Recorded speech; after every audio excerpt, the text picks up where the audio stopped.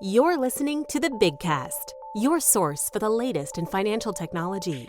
Brought to you weekly by the Best Innovation Group, with your hosts, John Best and Glenn Sarvati. Welcome to another edition of the Big Cast. My name is Glenn Sarvati on behalf of the Best Innovation Group, where we like to do cool things with financial technology.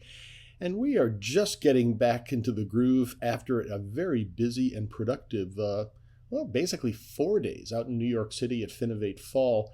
And we've come back with a batch of interviews that we're going to be sharing with you over the course of the next couple of weeks. This week, we're going to be speaking with the founders of two of the companies that rose above the pack, and out of 63 companies that demoed over 2 days out in New York. We have interviews with two of them that actually got the best of show nods, which is only 6 of the companies on the audience vote that won that distinction.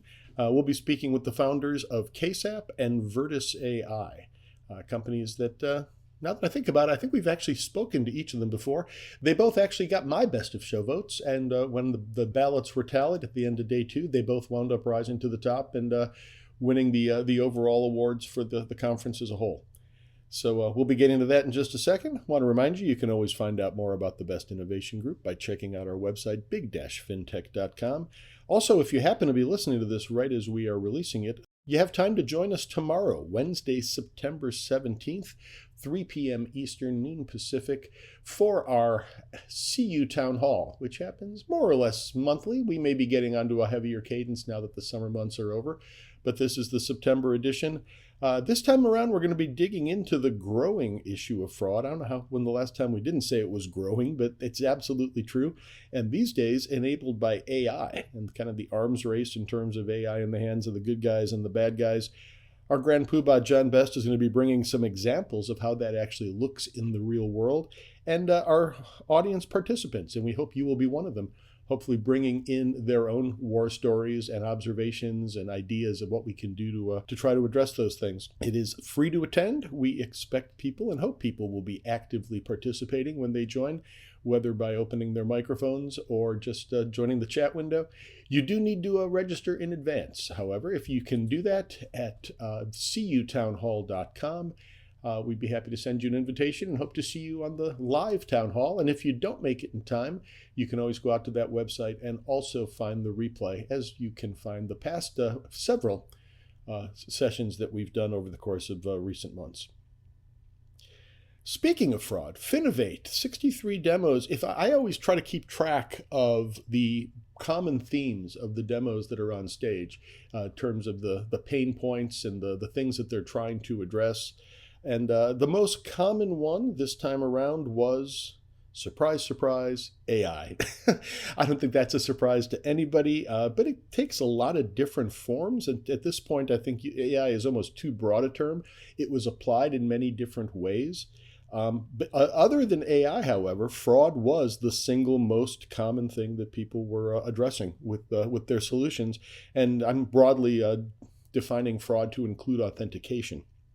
And that's where we get to the first company we're going to be speaking with, KSAP. But when you think about fraud and AI and other common things, for the presenting companies, when you've got multiple solutions coming up on stage over the course of 2 days in 7-minute segments, it can make it even harder for them to stand out from the crowd. But these two, just coincidentally, are the representatives from the fraud and the AI space. The voting did not work that way. It was just a matter, but I think some of that might come into ticket splitting, things like that. I mean, if you are thinking about what appealed to you, I mean, you probably have to decide which is your favorite of the fraud solutions, which is your favorite of the AI solutions. That's up to the individual voters. But clearly, these two resonated for the broader audience. So KSAP, again, as I say, different ways of approaching things, and they've got a specific angle of the way they're attacking fraud and helping both members, customers, and the financial institutions deal with it. So let's have a listen to my conversation with Shanthi Shanmugam, and I hope you'll enjoy. I'm here with Shanthi Shanmugam, the co-founder and CEO of KSAP. And it occurs to me that it was about 18 months ago that I first found out about KSAP and actually interviewed co-founder Stacey Peter after they won the Next Big Idea competition at McCuso. Shanthi was not at that event, and she had, I thought, a relatively good excuse. I think she was giving birth to her first child, maybe like a week or two after the event, so she was not allowed to be flying. I'm glad I finally got a chance to meet her at a couple events recently. And thanks for taking the time and congratulations on the Best of Show award. Thank you so much, Glenn. It's such an honor to be here. Yeah, I mean, I thought you guys, obviously fraud and authentication and things around that whole area were I'd say, along with AI, the two biggest themes that I saw on stage at Finovate this year. But you've got you're not looking. Well, I guess you are looking to prevent fraud, but more specifically, you're looking to deal with the claims and dispute process once something happens and someone tees that up. I love one of the comments you made on stage is these days people call every bad experience fraud, which is an interesting way of thinking about maybe what really is fraud versus what people just think of as, hey, something bad happened, help me out here. Can you explain a little bit what KSAP does and how you kind of help to intermediate on some of those challenges? Absolutely, Glenn. And yeah, I love saying that. I love saying that. So I love that you picked up on that. So KSAP stands for Get Your Case Done ASAP. We are an AI first disputes automation and fraud prevention platform. And we help our credit unions really figure out how can they build lifelong trust with their members while also not losing money to fraudsters, specifically first party fraudsters. So really what's happening these days, and it's interesting how we think about, everything is fraud these days. As of, I think this year, first party fraud, which pretty much means a member who is exactly who they say they are, buying something and filing a dispute claiming they didn't, right? That is actually first party fraud. And before starting case, I did not realize that this is such a big problem. But as of this year, it is the leading global fraud attack vector, eclipsing scams, eclipsing account takeovers. And that's actually really, really hard to contend with because on the other hand, you have members that have a lot of options out there in terms of who they decide to bank with. And when they think about who gets the right to their primary financial relationship, it really comes down to trust. I think trust is the biggest currency in fintech these days. It really comes down to who do they trust to have their back when something goes wrong, because that really surfaces in a dispute. A dispute is, That's yeah, go ahead. we're speaking the same language. I mean, I think of trust as probably the word I use absolutely the most. I teach a class in fintech, and that's what I really try to reinforce, that the relationship is founded on that. I'm curious in your definition when you talk about first party fraud, someone makes the purchase then claims they didn't. Is that always malicious, or is that in some cases, oh, that just didn't recognize the merchant name, it came across differently and I thought I'd been scammed?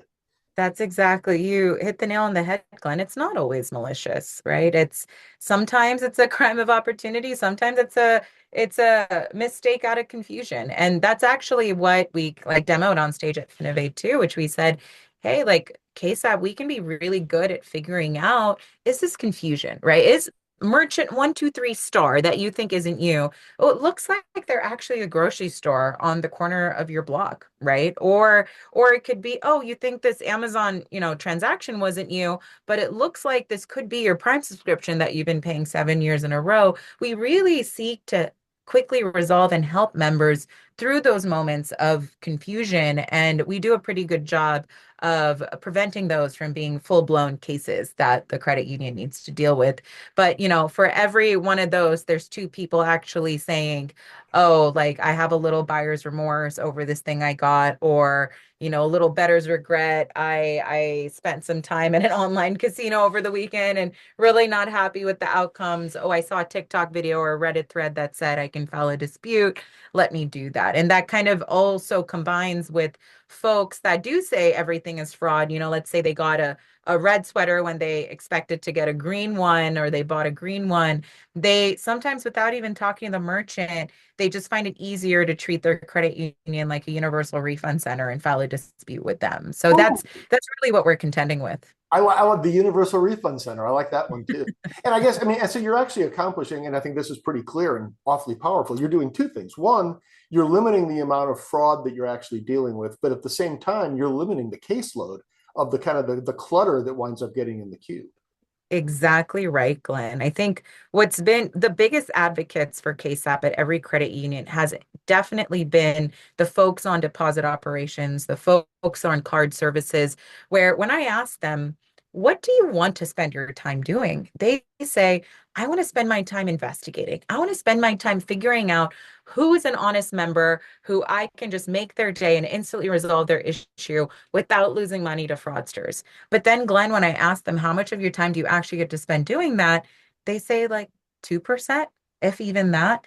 Because of how manual the process is, because of how stressful it is to meet all of these compliance deadlines and regulations, and because of how most credit unions are outsourcing the chargeback component to their processors, paying 20 to 40 bucks, mostly to wait 90 days to just find out at the end if they lost the chargeback and have to deliver some bad news to the member. That's what they're contending with these days. And the AI component is the fact that you can then kind of very quickly serve up the, hey, this is what this really is. These are other transactions you made that are similar. Does it look more familiar now? Is that where the AI comes in?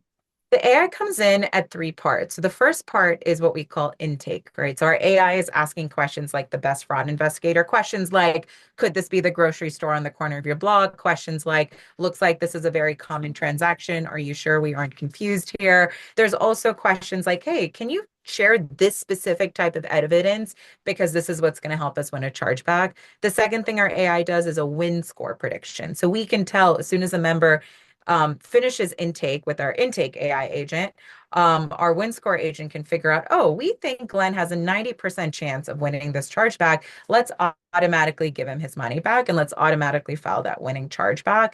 And then the last part of AI is really in the chargeback process, which is really going to a merchant and saying, hey, Glenn did not make this transaction. We really need to get him his money back. Here's all the evidence. Please give us the money back. And maybe the merchant tries to bury us an amount of evidence saying, no, here's all the reasons why I'm not going to give back this money. And then our agent can actually process those documents, respond, and really fight on behalf of the member.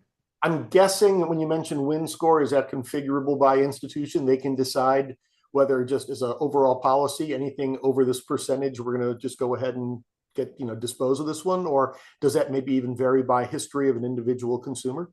Yeah, that is a really good question. So for the win score, what is configurable by each institution is, oh, okay, any member that has an 80% chance of us winning the money back, let's give them their money back immediately. A lot of institutions, they're dealing with a very big rise in dispute volume. And because of that, they have these write-off thresholds. So things like what you just mentioned, Glenn, where it's like anything less than 25 bucks, anything less than 50 bucks, let's give members their money back. But the issue is that's actually leading to more first party fraud because members start to realize that it's 50 bucks, then they'll start filing 49.99 disputes.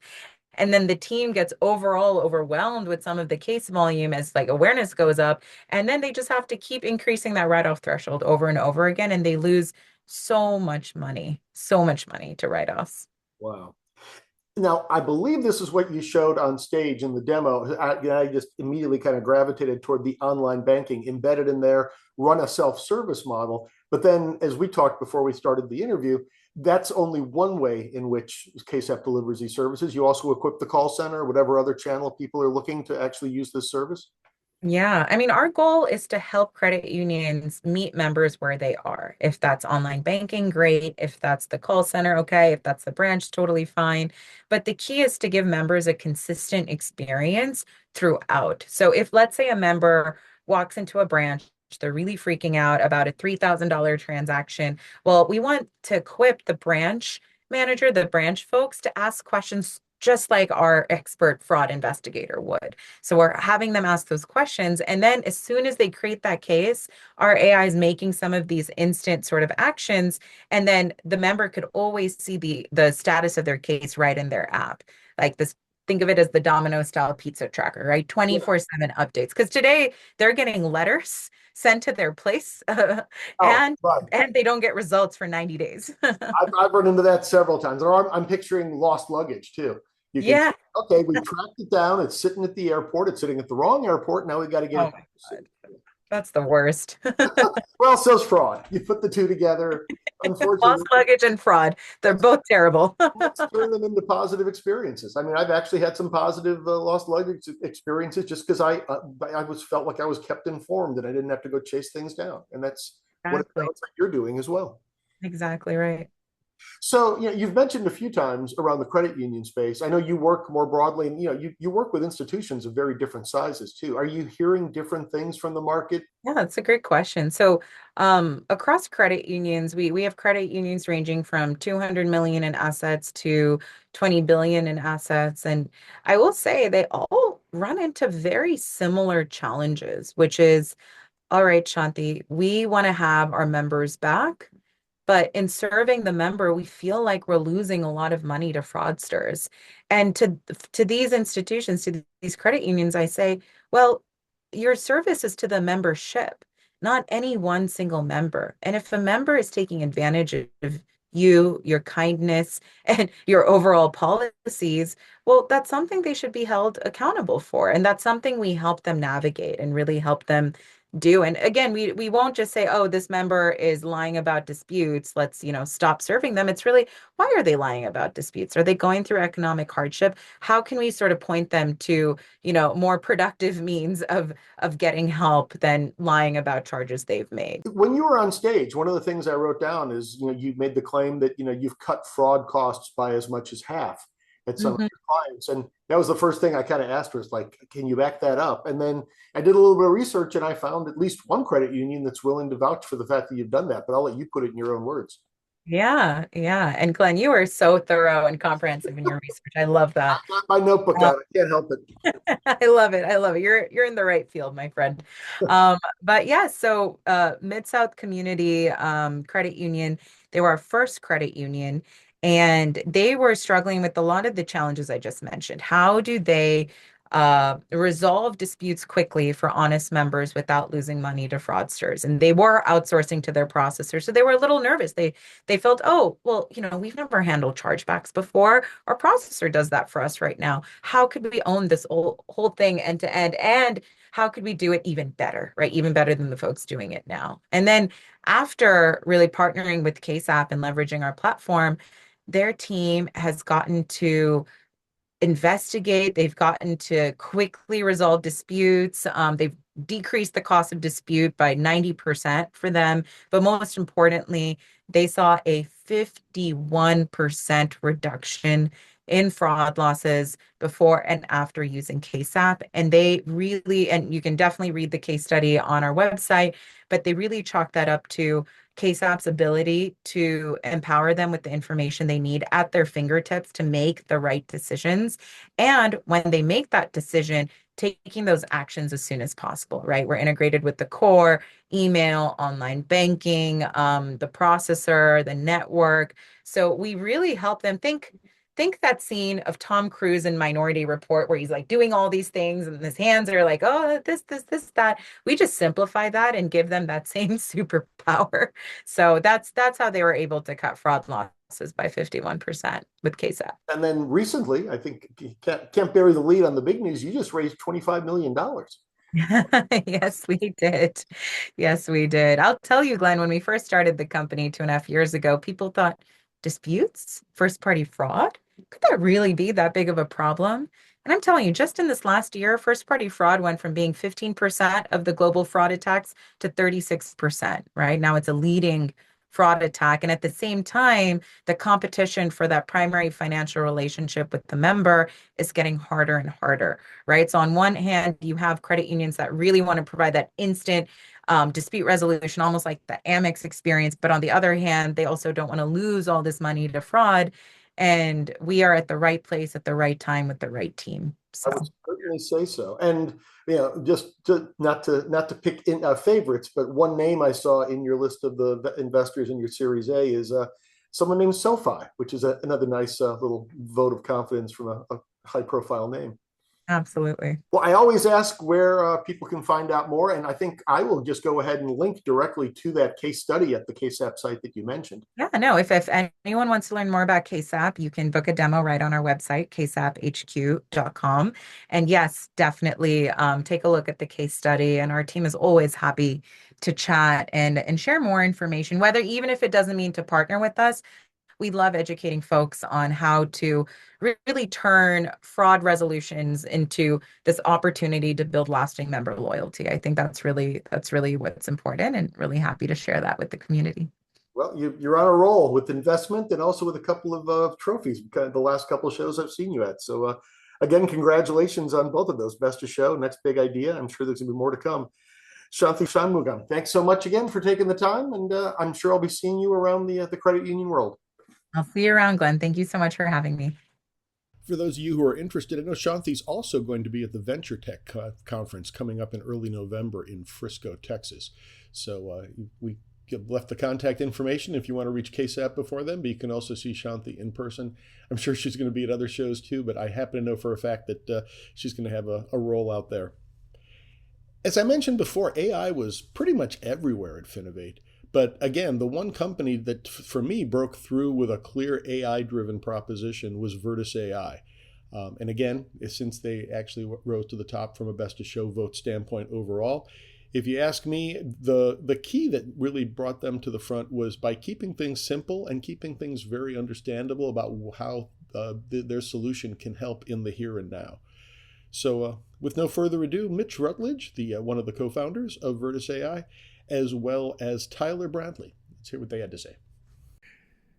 Here at Finovate with some old friends, Mitch Rutledge, founder and CEO of Vertus AI, and Tyler Brantley, who's head of community FIs for Vertus AI, and had the opportunity to congratulate you on a Best of Show award that was announced just last night. Thank you very much. We're pretty excited about it. I mean, I've been following along. I mean, we go back 2 years. I know you were on the podcast at that point with, I think it was at the Venture Tech Conference, but even going before that, you were the winner of the Technology Association of Georgia Innovation Challenge, I believe, earlier that same year. Yep. And now the progress, you're up to, 40 financial institutions That's live? right. 40 FIs with the solution today. That's nice. And still pretty much bootstrapped too, right? Yes, You're not funded. 100%. No funding to date, all bootstrapped, and, trying to nose to the grindstone and keep it going, bringing more great things, we think, to the industry. So I know that to go on the Finovate stage, one of the goals is to have something new to show. You've been in market for a couple of years, but the new thing that you brought out this time was your agent. That's right. The module. Vertus agent. We demoed it. We released it officially into the solution just a bit ago, but today was really kind of the grand reveal of the Vertus agent. And when you say it's released into the solution, it's not a standalone module. It's part of your core functionality. That's correct. It's just an enhancement. Yeah, a new capability that we've added. And it was just in the age of bringing agents to be these co-workers, co-pilots along with our clients. It's a new way to help them understand the data, distill it, and turn it into action.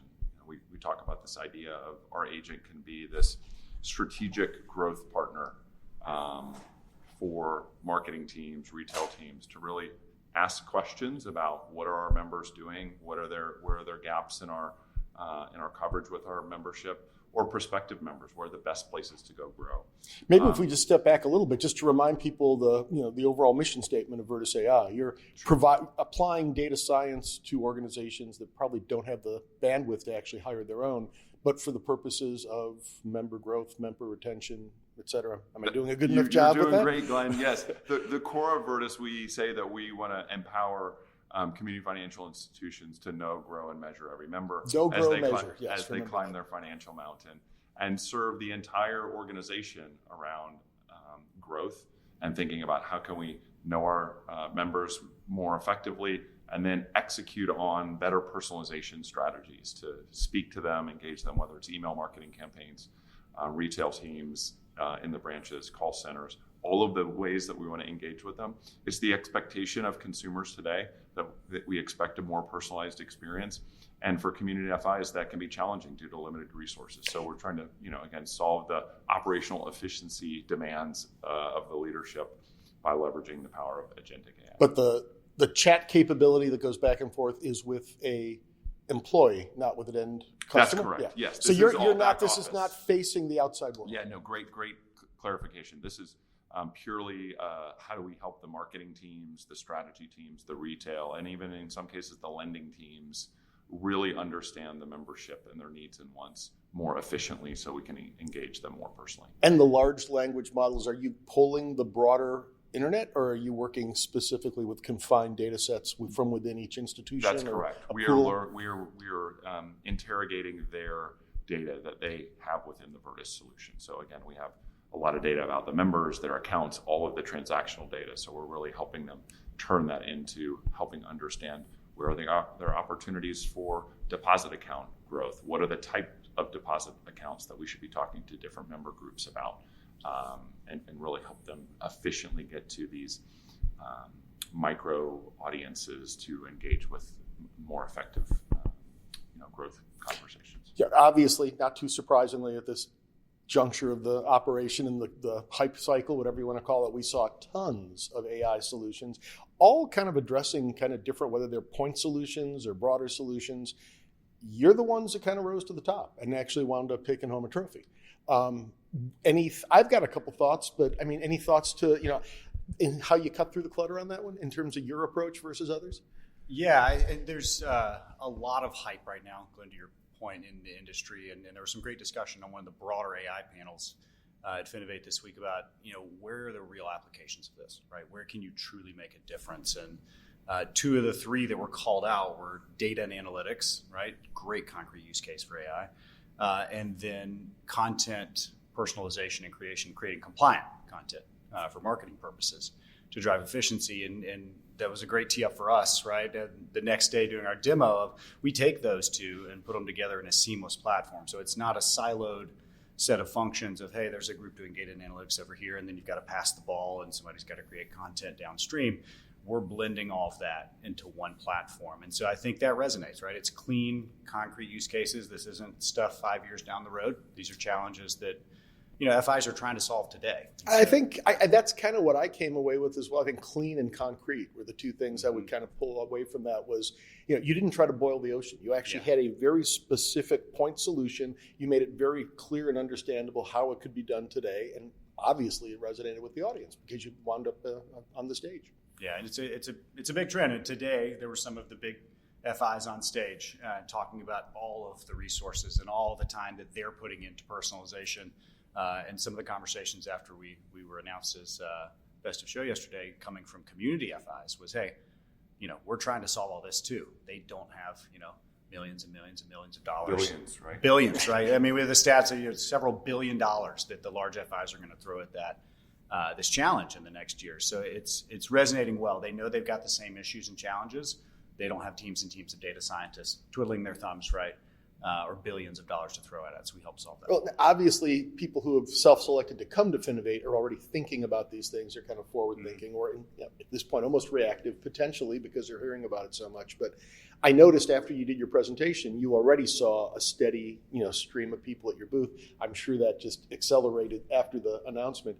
Any particular kind of angle, or people look kind of deer in the headlights? Or do they have a very specific idea how they want to use the product? They do. I mean, this use case, we've been talking about it for 3 years since we launched Vertus, and as you said, now 40 FIs are on board with us, seeing the value of leveraging the power of AI for data-driven personalization at scale.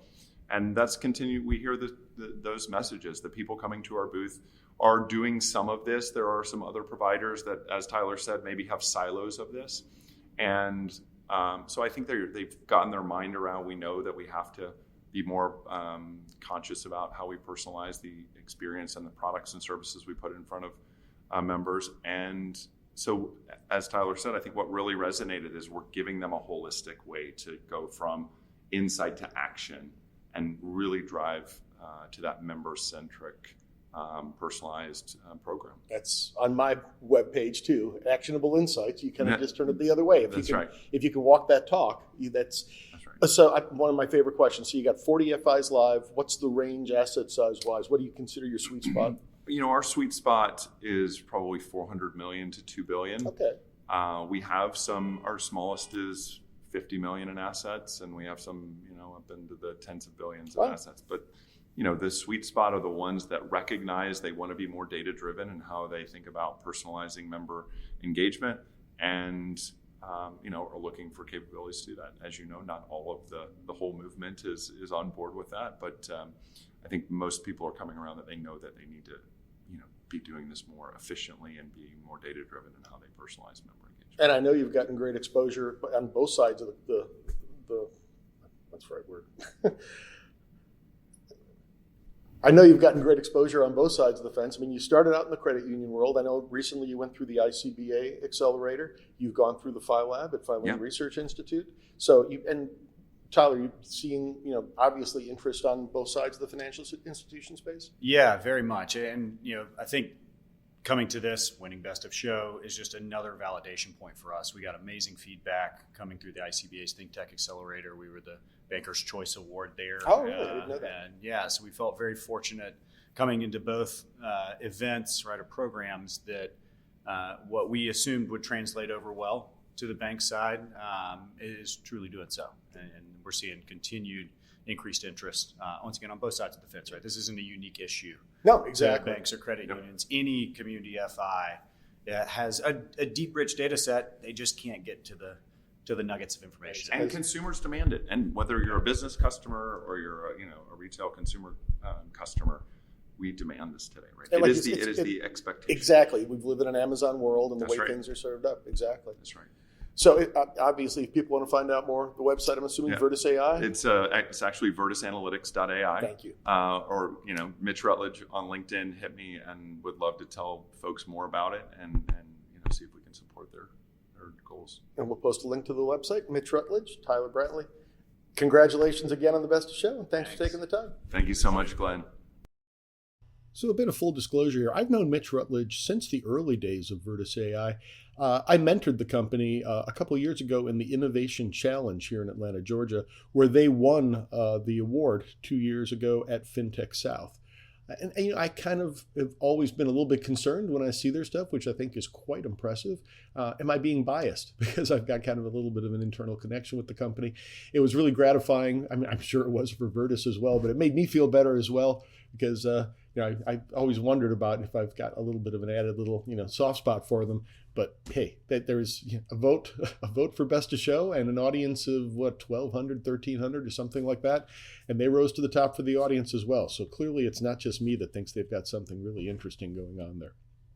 Another thing that caught my attention, and I kind of got to the point where I wasn't too surprised by this by the time I showed up at Finovate. And by the way, I thought the stable of presenters, the demoing companies this year was particularly strong. I thought that the 63 companies, I had a long list both days. The process is you vote for your favorites at the end of each of the 2 days. Then they aggregate the votes. I understand from Greg Palmer, the person who runs the VP of marketing and runs the stage event. They actually treat them separately over the course of the 2 days because there's different audiences there, different numbers of voters, etc. So basically, they take the top 10% in each day, more or less, that rose to the top. But one of the things that I noticed, not among the Best of Show winners, but across the event overall, there were no stablecoin solutions on stage, given all the activity of stablecoin in the space these days. That was a little bit surprising to me, but the more I thought about it, the whole point of Finovate is you have to have a live product to demonstrate. The stablecoin space has gotten hot so quickly and has changed so dramatically in the last 5-6 months, something like that. I mean, the Genius Act is only 4 or 5 months old. My guess is that there have been no companies that were actually in a position to bring new wares to the table over that short period of time. Time will tell, and we've got more Finovate conferences coming up. We'll see if there's more stablecoin solutions that wind up on the stage. But this time around, didn't see any, which I thought was kind of interesting. Along with Virtus and KSAP, which I said actually both got my vote for Best of Show and also won Best of Show awards, let's just do a quick recap of the 4 other winners. There were 6 Best of Show winners overall, and in alphabetical order from those. Not quite alphabetical order. ECO, E-K-O, a company that's been on quite a roll lately. I know they won Best of Show at least once before at one of the recent ones.